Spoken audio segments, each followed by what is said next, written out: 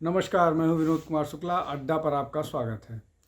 पश्चिम बंगाल में जो डॉक्टर के साथ बलात्कार वाली घटना घटी है, उस पर बहुत कुछ बातें निकल कर के आई हैं। किस तरह से उसके एविडेंस को मिटाने के लिए और किस तरह से जो लोग विरोध प्रदर्शन कर रहे थे, उस विरोध प्रदर्शन को दबाने के लिए एक भीड़ आती है, हिंसक हो जाती है। वो सारी चीज़ें पर सब चर्चा कर चुके हैं।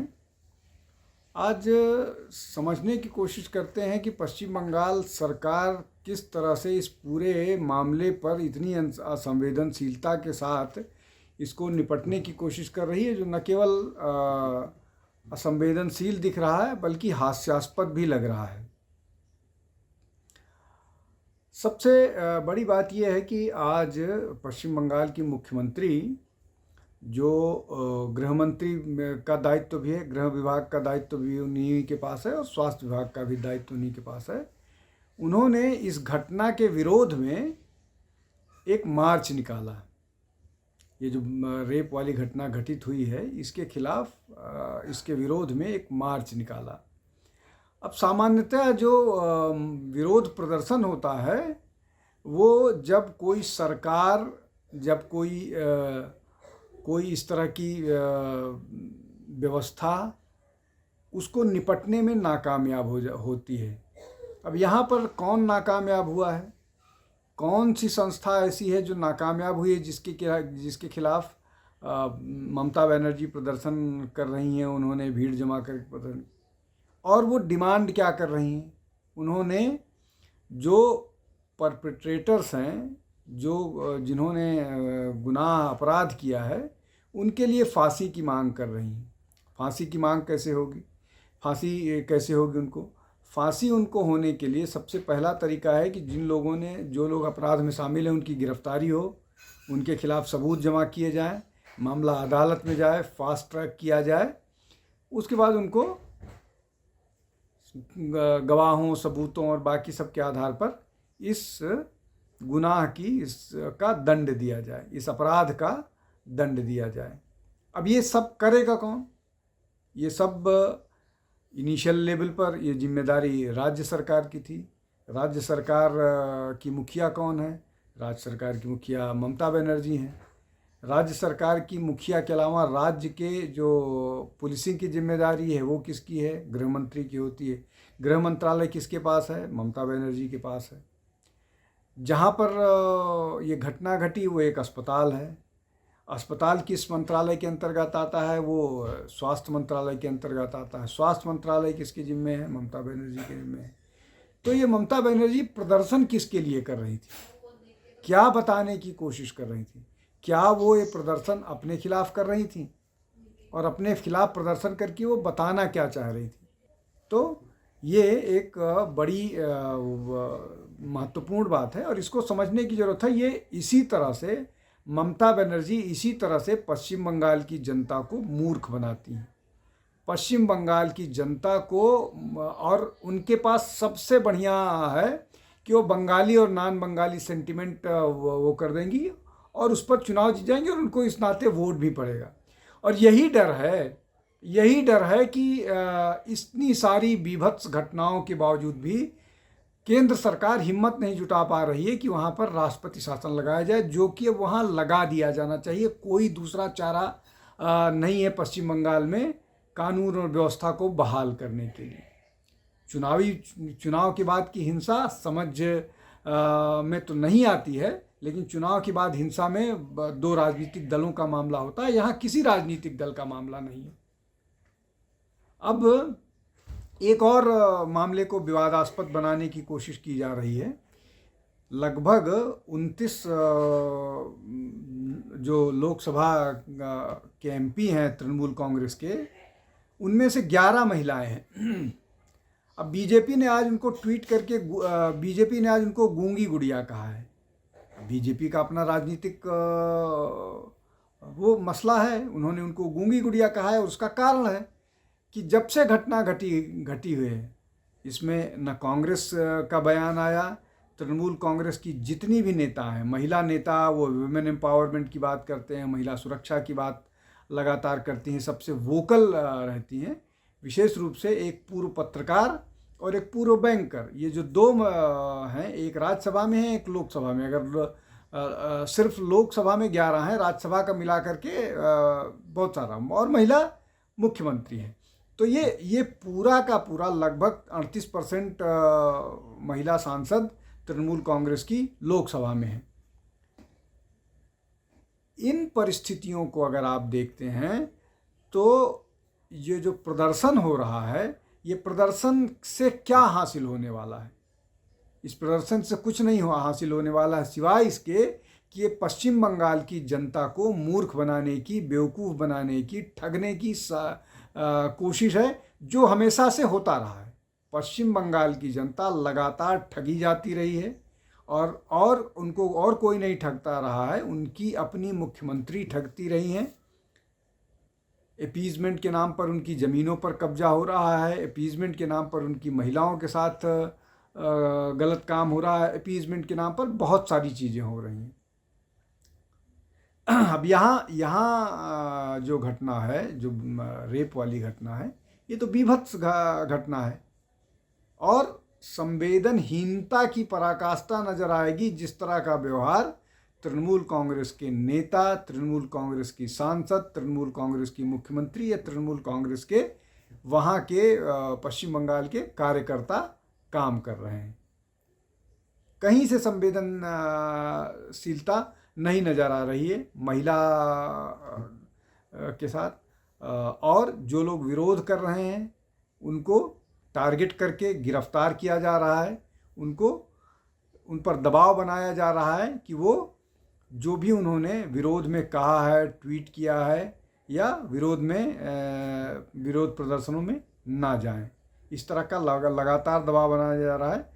और पश्चिम बंगाल के बाहर के जो भी ट्वीट करने वाले हैं, सोशल मीडिया में काम करने वाले लोग हैं, सोशल मीडिया में जिनकी रीच बेहतर है, या जो यूट्यूबर्स हैं, उनको भी लीगल नोटिसेस या पुलिस के नोटिसेस आ रहे हैं कि आप अपने ट्वीट हटाइए, आप इस तरह के वीडियो नहीं बनाइए, इस तरह की बातें आ रही हैं। अब इसको और बेहतर ढंग से समझिए। अभी इसी हफ्ते जो बिल था इस संबंध में, उसको सरकार ने इन्हीं सब कारणों से वापस लिया कि कोई भी चीज़ यूट्यूबर्स पर या जो वाक स्वतंत्रता है उस पर आप इस तरह की का बंधन नहीं लागू कर सकते हैं। लेकिन इस पर इसको जो लोग यूट्यूबर्स और बाकी सारे लोग हैं, उनको उनकी वॉइस को कर्टेल करने की, थ्रॉटल करने की लगातार कोशिश हो रही है, और पुलिस के द्वारा बाकायदा नोटिसेस और उनके पास सूचनाएं भेजी जा रही हैं, और उनसे ये कहा जा रहा है कि आप ये ट्वीट डिलीट कीजिए, ये ट्वीट डिलीट कीजिए, अन्यथा आपके ऊपर कार्रवाई की जाएगी। तो ये जो लगातार मसला है, विशेष रूप से कानून और व्यवस्था को लेकर के ममता बनर्जी सरकार बुरी तरह से नाकामयाब रही है। अब शायद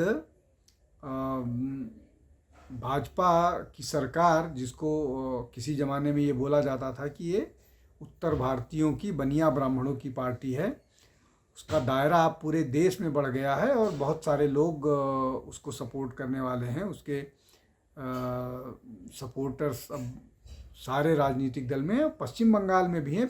पश्चिम बंगाल में भी पिछले लोकसभा चुनाव में 2019 में भाजपा ने 19 सीटें जीती थी, विधानसभा में उनके 75 सदस्य हैं, और इस बार भी वो 12 सीट जीत करके आए हैं।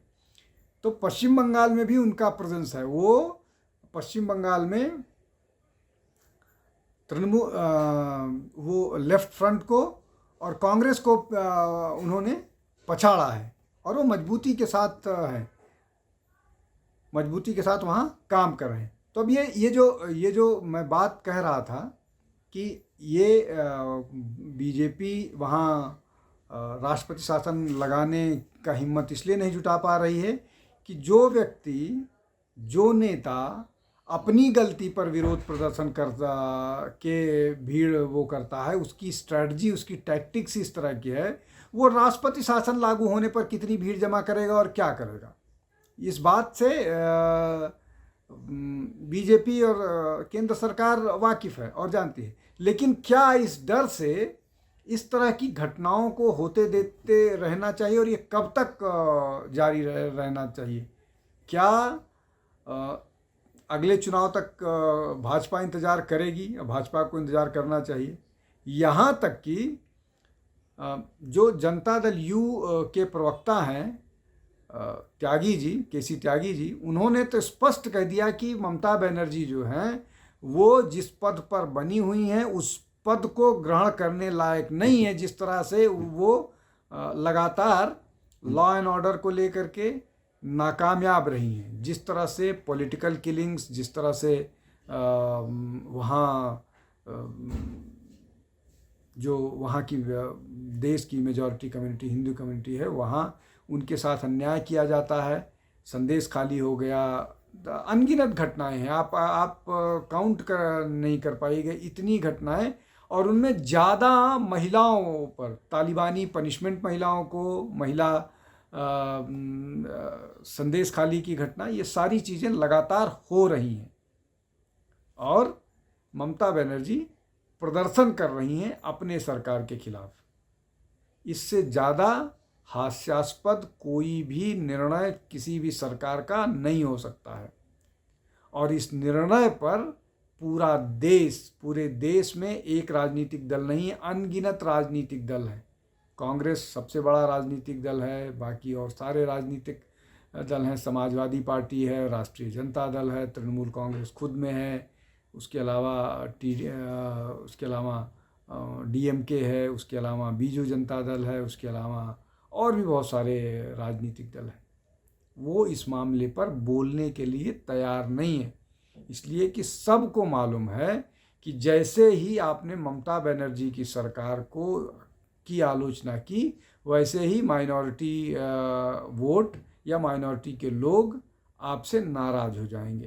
तो ममता बनर्जी की आइडेंटिटी पूरी तरह से माइनॉरिटी अपीजमेंट पॉलिटिक्स के रूप में जानी जाती है। और इसीलिए ऐसा हो रहा है, बावजूद इसके कि इस पूरे मामले को सीबीआई के सुपुर्द कर दिया गया है। अब तक उस तरह से सफलता पुलिस को भी नहीं मिली है। पश्चिम बंगाल की पुलिस ने तो इस मामले में कुछ किया ही नहीं है। एक व्यक्ति को गिरफ्तार किया था, उसके बाद से वो मामला पूरा है। हालांकि सोशल मीडिया पर जिस तरह से बात हो रहा था कि ये जो कमिश्नर साहब हैं, ये इस मामले उनका ट्रैक रिकॉर्ड है मतलब इन्वेस्टिगेशन को वॉचअप करने का। 2013 का एक घटना को रिमाइंड कराया जाता है। और ये हम आप सोशल मीडिया पर नहीं कह रहे हैं, ये अदालत में कहा गया था जब इस मामले की सुनवाई हो रही थी सीबीआई को इस केस को दिए जाने की। तो ये सारा का सारा मामला बहुत ही दुर्भाग्यपूर्ण स्थिति में है, बहुत ही दुखी करने वाली स्थिति में है कि एक महिला मुख्यमंत्री, जिसको इस मामले पर संवेदनशील होना चाहिए, वो राजनीति की पराकाष्ठा इस स्तर पर कर रही है कि वो अब हास्यास्पद हो गया है, जो इस मामले को लेकर के बहुत दुखी करने वाला है। आज के लिए बस इतना ही।